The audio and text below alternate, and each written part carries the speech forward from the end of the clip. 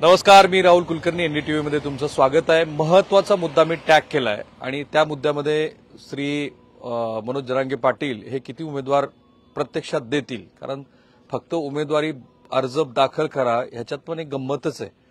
कारण त्याने काय होणार आहे की मनोज जरांगे पाटील यांच्याकडनं कोण कोण इच्छुक आहे हे एकदा स्पष्ट होईल।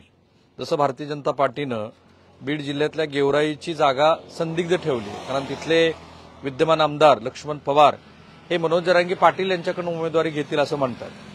अशा सगळ्या गणिती जुळून येणार असल्यामुळं प्रत्यक्षामध्ये मनोज जरांगे पाटील हे किती उमेदवार देतील ह्याबद्दलचे वेगवेगळे आकलन अर्थ लावले जात आहेत।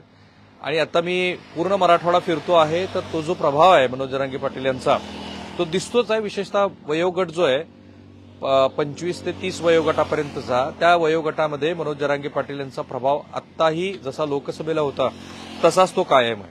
आणि म्हणून काल भारतीय जनता पार्टीने ज्या 99 जागा दिल्या त्याचं पण जातनिहाय दुर्दैव आहे महाराष्ट्राचं, पण काय करणार, त्याला जी परिस्थिती आहे आणि जो महाराष्ट्राचा राजकीय इतिहास आहे तो न विसरता भारतीय जनता पार्टीनं पण कोणत्या जातीच्या किती उमेदवारांना तिकीटं दिलीत त्याचं पण आम्ही विश्लेषण केलंय आणि हे तुम्ही पहिल्यांदा एनडीटीव्हीवरती बघत आहात।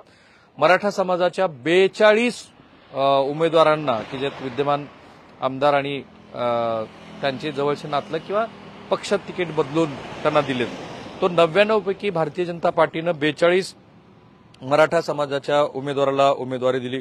ओबीसी खालोखाल आहेत 24, त्यापाठोपाठ मारवाडी, बनिया, गुजराती आणि नॉर्थ इंडियन्स आहेत 8, एसटी शेड्यूल्ड ट्राइब्स आहेत 7, ब्राह्मण समाजाचे उमेदवार आहेत 6, एससीचे आहेत 5, लिंगायत आहेत 2, कोमठी आहेत 2, जैन आहेत 1, राजपूत आहे 1, तमिळ आहे 1 आणि असे हे टोटल आहेत हे 99।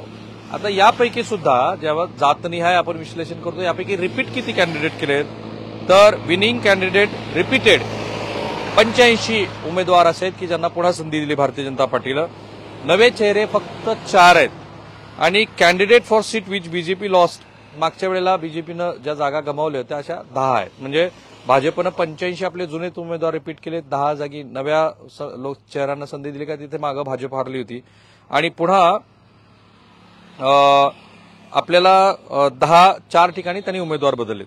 आता मनोज जरांगे पाटील यांच्याबद्दलचं विश्लेषण करत असताना एक गोष्ट तुम्ही लक्षात घ्या, दलित, मुस्लिम आणि मराठा असं कॉम्बिनेशन करण्याचा प्रयत्न मनोज जरांगे पाटील यांनी केलाय, जो महाविकास आघाडीच्या बाजूनं लोकसभा निवडणुकीमध्ये गेला होता। आणि तेच कॉम्बिनेशन घेऊन आता साधारणपणे 80 विधानसभा असे मतदारसंघ मला दिसत आहेत की ज्या मतदारसंघामध्ये जवळपास 1 लाख किंवा 1 लाखापेक्षा अधिकचे मराठा मतदार हे उमेदवार म्हणजे मतदार आहेत। त्याशिवाय 54 पैकी 36 मतदारसंघ जे आरक्षित आहेत तिथे एक वेगळ्या पद्धतीचं गणित जुळून आणण्याचा प्रयत्न सध्या मनोज जरांगे पाटील करतायत।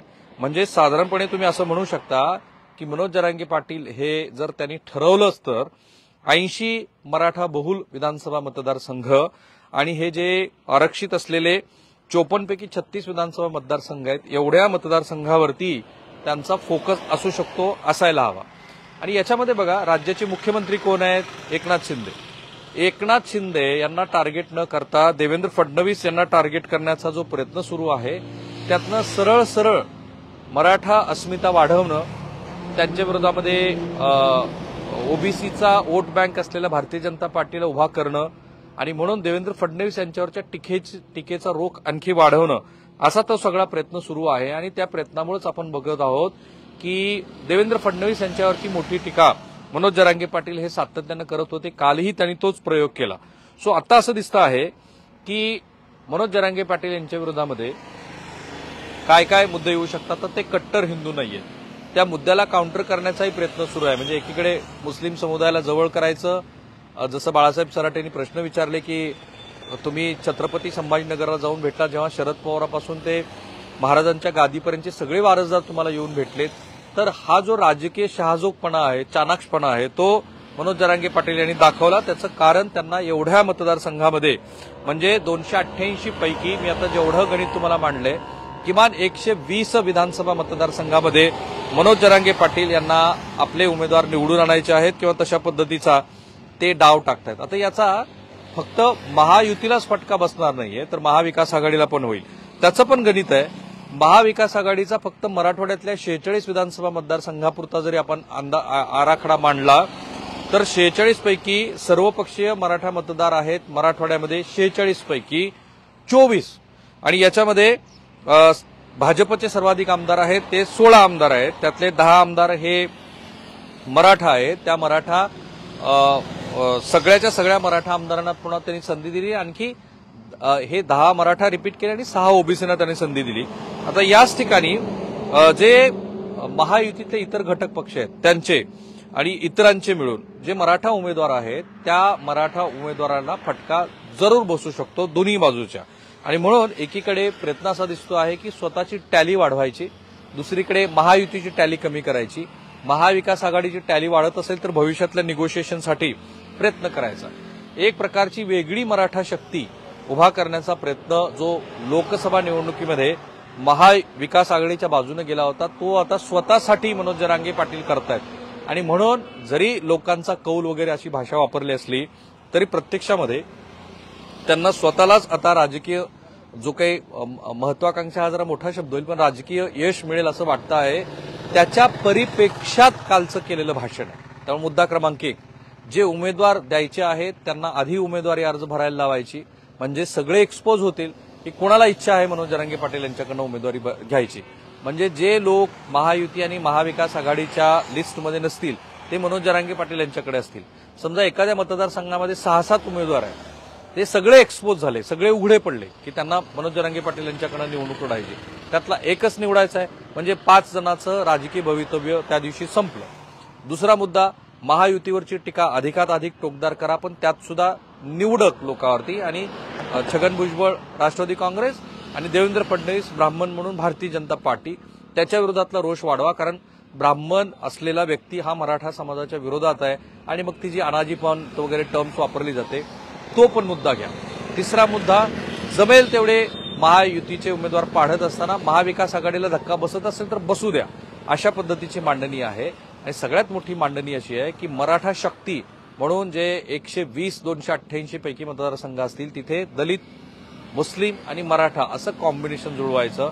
ओबीसीतला जो धनगर समाजाचा किंवा इतर समाजातला छोटा मोठा वर्ग येत असेल तर तोही आपल्याकडे घ्यायचा, अशा पद्धतीचं एक चाणाक्ष पद्धतीची राजकीय मांडणी श्री मनोज जरांगे पाटील करतायत। आता प्रत्यक्षात त्याला यश किती येईल, कारण आता मला जे दिसत आहे ते असं आहे की स्थानिक पातळीवरती उमेदवार कोण आहे याकडे लोक अधिक बारकाईनं बघत आहेत, त्याला ते प्राधान्य देत आहेत। पण तरी सुद्धा 18 ते 25-30 वयोगटातला जो तरुण आहे तो आजही मनोज जरांगे पाटील यांच्याकडे झुकलेला आहे। मुस्लिमांना असं आहे की मुस्लिमांना भारतीय जनता पार्टीला हरवणारा कोणताही घटक असेल तर त्याला मतदान करण्याशिवाय पर्याय नाहीये। अशा स्थितीमध्ये जी आक्रमक भाषा, विशेषतः हिंदुत्वातला तो जो एक असा भाग आहे की जो सर्वार्थाने सर्वांना घेऊन चालणारा नाही, अशी जी मांडणी केली जाते ती म्हणजे ब्राह्मणवादी हिंदुत्व, तर त्याचा चेहरा म्हणून देवेंद्र फडणवीस यांच्याकडे पाहायचं आणि त्यांच्यावरती टीका करायची, म्हणजे मग मुस्लिम मतदार आपल्याकडे येईल, अशी पण मांडणी आहे। आणि दलितातला म्हणजे SC प्रवर्गातले सगळे जात घटक हे काही मराठा समाजाला मतदान करतील न करतील पण त्यांना सुद्धा पूरक अशी भूमिका मांडायची, मग त्यातला मातंग असेल, महार असेल, चांभार असेल, असे सगळे प्रवर्ग आपल्याकडे यावेत, अशा पद्धतीची मांडणी आहे। सो पहिल्यांदा तुम्हाला NDTVवरती आम्ही सांगतोय की मनोज जरांगे पाटील यांच्या ज्या काही कोर कमिटीतल्या चर्चा असतील त्याच्यामध्ये आकडा असेल तो 120 जागांचा, त्यात 80 मराठा बहुल मतदारसंघ आहेत आणि उर्वरित मतदारसंघ जे आहेत तिथे मराठा अधिक इतर कॉम्बिनेशन जुळवण्याचा हा प्रयत्न आहे। थांबूया आपण इथे, बरेच चित्र नव्याने स्पष्ट होणार आहे, पण महाराष्ट्राच्या निवडणुकीतली प्रत्येक छोटी मोठी गोष्ट, त्यातले प्रत्येक बारकावे हे तुम्ही NDTVवरती पाहणार आहात। त्यामुळं आमचं जे YouTube चॅनल आहे ते सबस्क्राईब करायला लागा, त्याचं बेल आयकन दाबा, लाईक शेअर करा, कारण तुम्हाला अधिकात अधिक ऑथेंटिक अशी माहिती याच चॅनलवरती भेटणार। थांबूया।